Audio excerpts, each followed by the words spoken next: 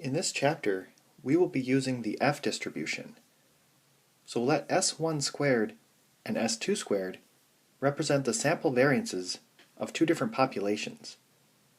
If both populations are normal and the population variances are equal, then this is the formula for the F distribution. So S1 squared over S2 squared. And the F distribution has many properties.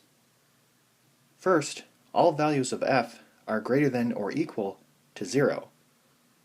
The total area under the curve is equal to 1. The F distribution is not symmetric, it is skewed to the right. And for all F distributions, the mean value of f is approximately equal to 1.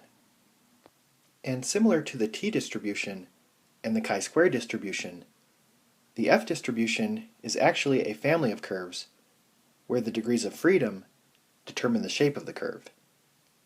And the F distribution actually has two types of degrees of freedom, one corresponding to the variance in the numerator, or dfn, and one corresponding to the variance in the denominator, or dfd.